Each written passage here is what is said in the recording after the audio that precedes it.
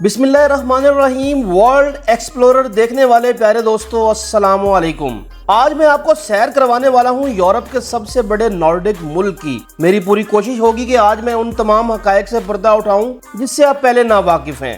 World explorer ہمیشہ حقیقت پر مبنی قیمتی اور مددگار معلومات فراہم کرتا ہے، تو آج ہم سیر کرنے والے ہیں سویڈن کی، جہاں پر اوسط سیلری پاکستانی 8 لاکھ روپے ہے۔ دنیا کا جدید ترین اور معجزاتی پل اس ملک میں موجود ہے۔ یہاں لوگ آتے ہی لاکھوں کمانے لگ جاتے ہیں۔ یہاں کے ملازمین دنیا کے چوتھے نمبر پر آنے والے خوش ملازمین ہیں۔ شمالی کوریا جیسا ملک بھی اس ملک کا مقروض ہے۔ نائٹ کلبز اور بیئر بارز کی بھرمار ہے اور عیاشی دل کھول کر ہے۔ اس ملک کے پاس دنیا کا سب سے بڑا نظام شمسی کا ماڈل ہے۔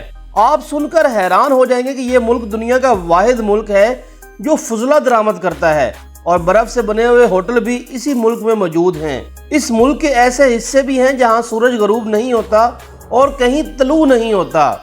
انتہائی قیمتی معلومات، ویزا فیس اور ٹور اخراجات سب جاننے کے لیے ویڈیو کو آخر تک ضرور دیکھیں۔ ویڈیو اچھی لگے تو ویڈیو کو لائک، شیئر اور چینل کو ضرور سبسکرائب کریں۔ یہ آپ کا پیار ہوتا ہے جس کے ہم منتظر ہوتے ہیں۔ سویڈن شمالی یورپ میں واقع ایک ملک ہے جس کے اطراف میں زیادہ تر سمندر ہے۔ مغرب میں ناروے اور شمال مشرق میں فن لینڈ ہے۔ یہ سمندر پر ایک لمبے پل کی مدد سے ڈنمارک سے بھی ملا ہوا ہے۔ سویڈن سب سے بڑا نارڈک ملک ہے اور یورپ کا 5واں بڑا ملک ہے۔ دارالحکومت اور سب سے بڑا شہر اسٹاک ہوم ہے۔ سویڈن پراگیتاسک زمانے سے آباد ہے۔ 1200 قبل مسیح یہاں کے باشندے سویڈش اور سویڈن کے طور پر تاریخ میں ابھرے، جنہوں نے مل کر سمندری سفر کرنے والے لوگوں کو تشکیل دیا جنہیں نارسمین کہا جاتا ہے۔ ایک متحد سویڈش ریاست 10ویں صدی کے آخر میں قائم ہوئی تھی۔ 1397 میں سویڈن نے ناروے اور ڈنمارک میں شامل ہو کر اسکینڈینیوین کلمار یونین بنائی، جو 1523 میں سویڈن چھوڑ گئی، جو کہ 18ویں صدی کے اوائل تک یورپ کی عظیم طاقتوں میں سے ایک رہی۔ اس دور میں سویڈن کا بحیرہ بالٹک کے زیادہ تر حصے پر کنٹرول تھا۔ اسکینڈینیوین جزیرہ نما سے باہر فتح کیے گئے زیادہ تر علاقے 18ویں اور 19ویں صدی کے دوران کھو گئے تھے۔ سویڈن کا مشرقی نصف موجودہ فن لینڈ شاہی روس کے ہاتھوں 1809 میں ہار گیا تھا۔ آخری جنگ جس میں سویڈن براہ راست ملوث تھا 1814 میں ہوا تھا، جب سویڈن نے فوجی طریقے سے ناروے کو ایک ذاتی یونین بنانے پر مجبور کیا، ایک یونین جو 1905 تک قائم رہی۔ سویڈن ایک انتہائی ترقی یافتہ ملک ہے جو انسانی ترقی کے اشاریہ میں 5ویں نمبر پر ہے۔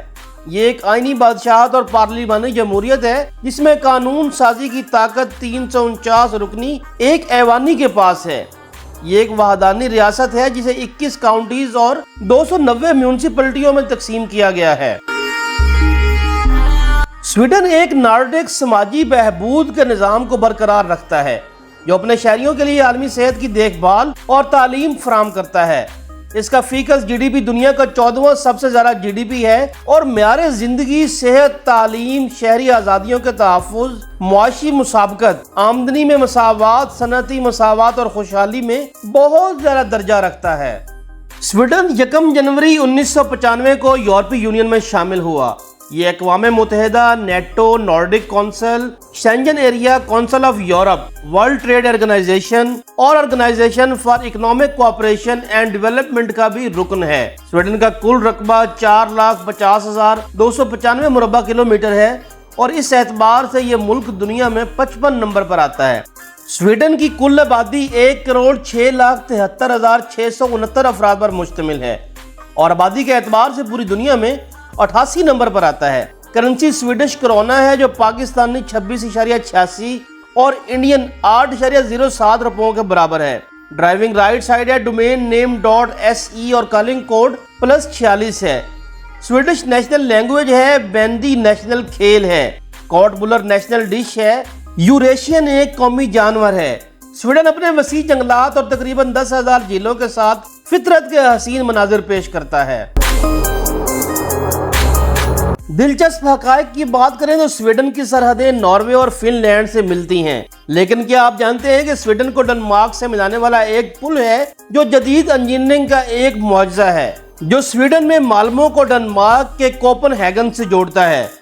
سویڈن کا طرز حکمرانی بادشاہت کا ہے، لیکن اصل سیاسی طاقت اس کے پارلیمانی نظام میں ہوتی ہے۔ स्वीडन के बारे में एक हैरान कुन हकीकत ये है कि स्वीडन के कुछ हिस्सों में सूरज गर्मियों में कभी गरूब नहीं होता और सर्दियों में कभी तलू नहीं होता।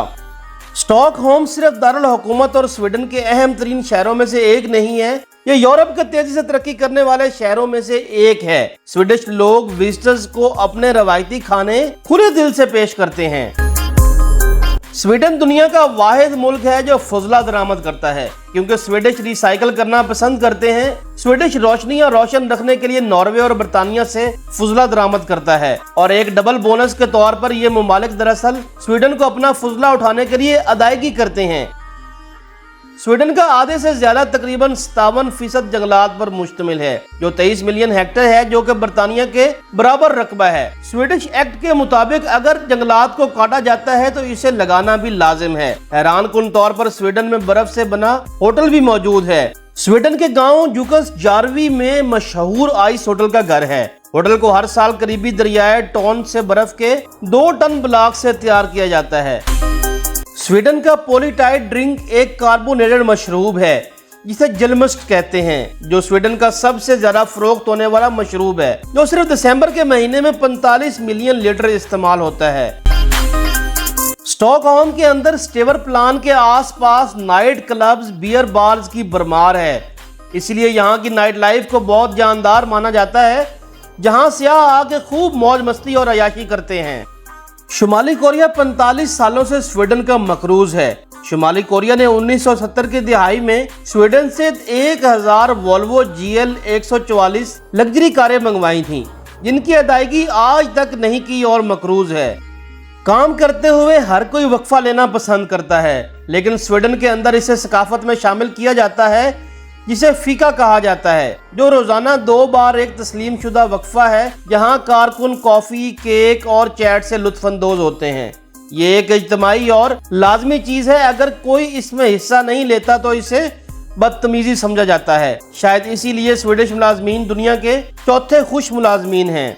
निकोटीन गम भी स्वीडन की इजाद है, जो कि सिगरेट नोशी का मुतबादिल है। स्वीडन के शुमाल में सर्दियों में जिंदगी गुजारना बहुत मुश्किल है, क्योंकि महीनों तक दिन की रोशनी 5 घंटे से भी कम होती है।